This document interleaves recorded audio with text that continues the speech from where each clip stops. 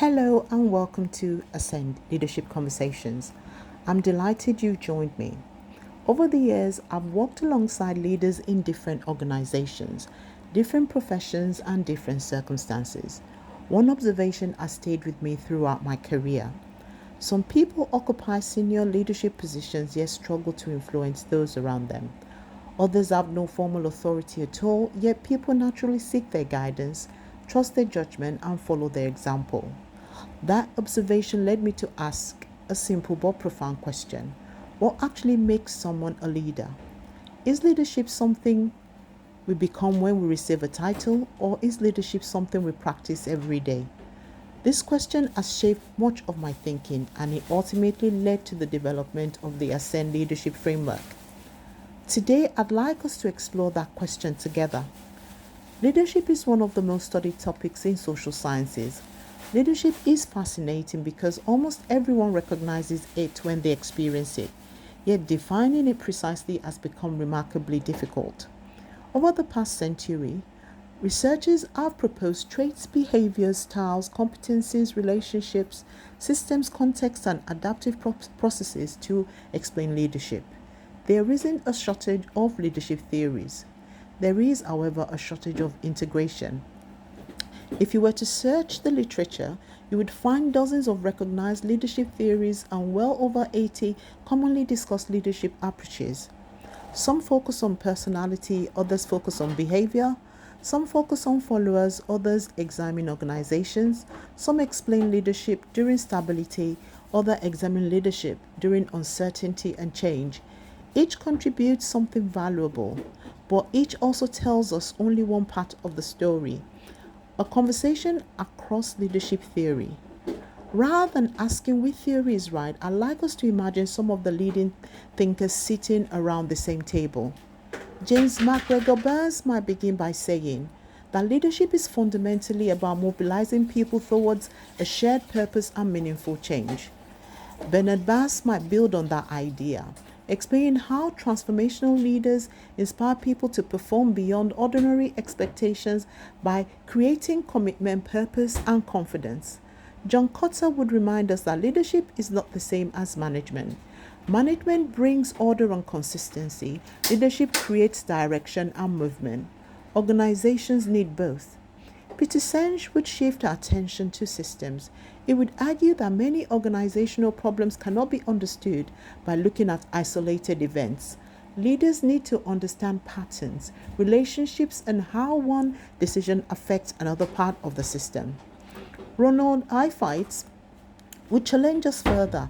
He distinguishes between technical problems which have solutions and adaptive challenges which require people to change how they think, work, and relate to one another. Leadership, in his view, is about helping people navigate those adaptive challenges. Amy Edmondson, on the other hand, would add another dimension. Even the best strategy can fail if people are afraid to speak up. Psychological safety allows individuals to question assumptions, share concerns, and learn together. Each scholar contributes in an important piece of the puzzle, yet none of them claim that leadership can be reduced to a single characteristic or behavior. So what have we learned? When we step back from these theories, a pattern begins to emerge. Leadership requires foresight. It requires direction. It requires relationships and action. Leadership requires adaptation, and it requires learning. Interestingly, those 6 ideas appear repeatedly across leadership research, even when scholars use different terminology. That observation became the starting point for Ascend. Ascend wasn't created because I believe the world needed another leadership theory. It was created because I repeatedly observed leaders asking practical questions. How do I know what's coming next? How do I decide what matters most? How do I bring people on the journey with me? How do I turn plans into action? How do I adapt when circumstances change? How do I leave the organization stronger than I found it? I realized these weren't isolated questions. They formed a sequence. Leadership wasn't a collection of disconnected behaviors. It is a continuous process. Ascend describes leadership as an operating cycle. It begins with anticipation. Effective leaders scan the environment, notice weak signals, and think beyond today's pressures. They strategize. Vision alone is not enough. Leaders must make deliberate choices, prioritize resources, and establish direction. They need to cultivate. No strategy succeeds without people. Leaders create trust, develop relationships, and enable others to contribute. Leaders must execute. Ideas have little value unless they become meaningful action. Execution requires clarity, accountability, and persistence. And after execution comes navigation. Leadership never unfolds exactly as planned. Circumstances change, new information emerges. Effective leaders adapt without losing sight of their purpose. Finally, leaders develop.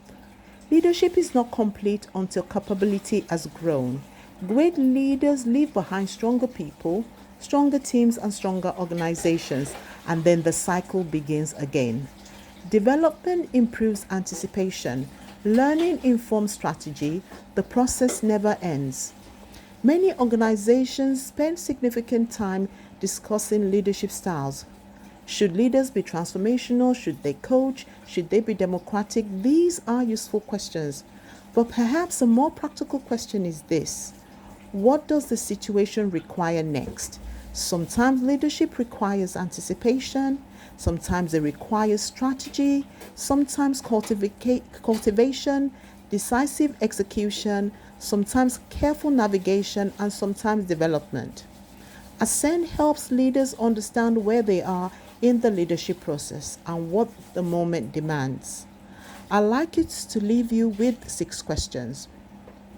When was the last time you deliberately anticipated future challenges instead of simply reacting to today's demands? Do your strategies translate into clear vision and your vision into clear priorities? Are you investing enough time cultivating trust and developing people?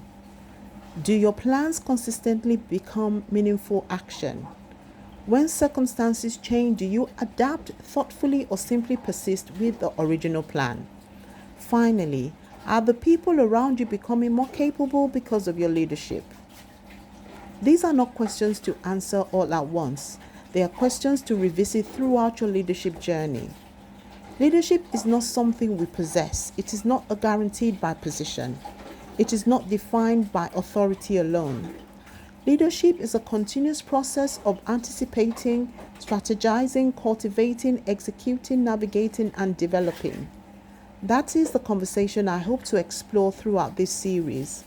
In our next session, we'll examine one of the most important leadership paradoxes: why the best leaders are not always in leadership positions.